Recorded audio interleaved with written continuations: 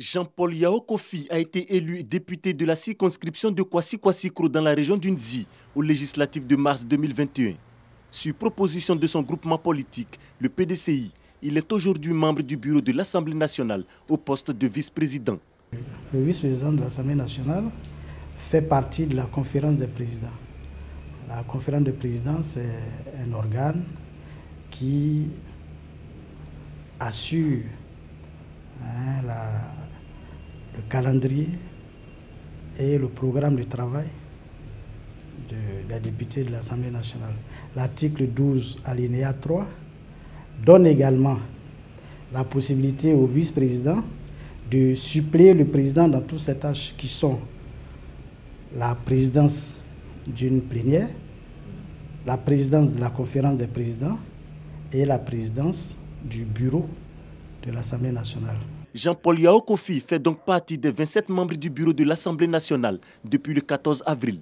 Un bureau proposé par le président Amadou Soumaoro, adopté à l'issue d'un vote par les députés.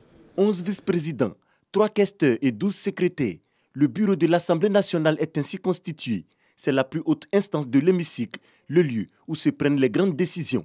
Ce sera le bureau de l'Assemblée nationale qui sera compétent lorsque nous nous retrouverons par exemple hors session et qu'il s'agira d'examiner des questions d'immunité par exemple de certains députés. Ce sera le bureau qui sera compétent lorsqu'il s'agira de déterminer la conduite politique de l'Assemblée nationale. Ce sera le bureau qui sera compétent lorsqu'il s'agira de déterminer la ligne politique selon laquelle l'Assemblée nationale doit s'exprimer. Par exemple, elle doit donner la position de l'Assemblée nationale sur l'actualité politique, sur des prises de position à l'international. Voilà, ce sera le bureau qui sera compétent donc, pour prendre ces hautes décisions-là. Faire partie du bureau de l'Assemblée nationale est une lourde responsabilité pour Krapoulin Kwasi. Le député de Sorobango dans la région du Gontougou est secrétaire du bureau. Le secrétaire de bureau assiste le président ou son représentant lors des séances publiques, à l'hémicycle ou au congrès. À ce titre, le secrétaire que je suis veille à la rédaction des procès-verbaux et surtout à la conformité des débats. Le secrétaire que je suis constate les votes, procède au dépouillement des scrutins, contrôle aussi ce que nous appelons les appels nominaux. Abdoulaye Karim Diomandé est questeur. Il a la charge de la question des affaires financières de l'Assemblée nationale. Le questeur est chargé de la gestion financière de l'Assemblée nationale, conformément au règlement de la comptabilité de l'Assemblée nationale. À ce titre, c'est lui qui, en collaboration avec les services compétents, monte le budget et le présente à la Commission des affaires économiques et financières, qui ensuite le présente au bureau de l'Assemblée nationale. Et enfin, nous passons avec ce budget en plénière de validation. Il y a un budget qui est mis à la disposition de l'Assemblée nationale qui s'exécute conformément au règlement de la comptabilité. Ça veut dire qu'on a un budget d'investissement, on a un budget de fonctionnement. Donc tout cela, nos services font des propositions et les questeurs valident. Et tout cela aussi se fait sous l'autorité du bureau de l'Assemblée nationale et du président de l'Assemblée nationale. Dans le bureau de l'Assemblée nationale, seul le mandat du président court durant toute la durée de la législature. Les autres membres, eux, ont un mandat d'1 an renouvelable. Les députés membres du bureau sont issus de différents groupements politiques, PDCI, RHDP et EDS. Absent du bureau, le groupe parlementaire UDPCI n'est pas satisfait de cette composition.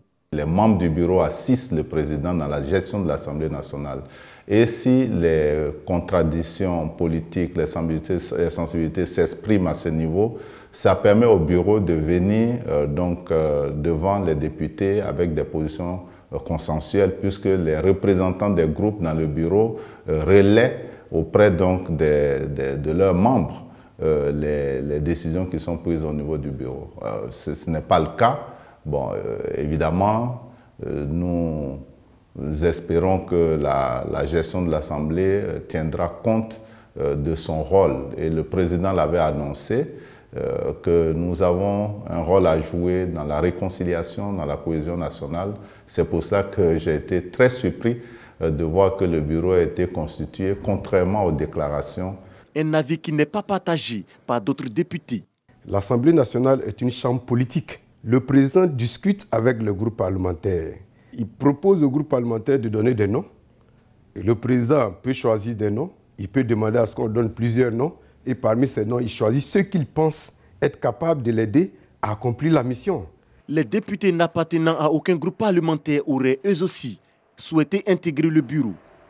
Nous n'avons pas voulu nous aligner à des idéologies politiques, sûrement parce que nous ne nous reconnaissons pas dedans. Et nous avons aussi le devoir, sinon le droit de porter la voix de nos populations qui ont fait le libre choix de voter des indépendants pour que leur voix soit portée sans un tamisage qui passe dans un maillage de partis politiques. Si le bureau de l'Assemblée nationale est le garant de la ligne de conduite des activités de l'institution, les débats parlementaires appartiennent aux commissions qui seront bientôt mises en place.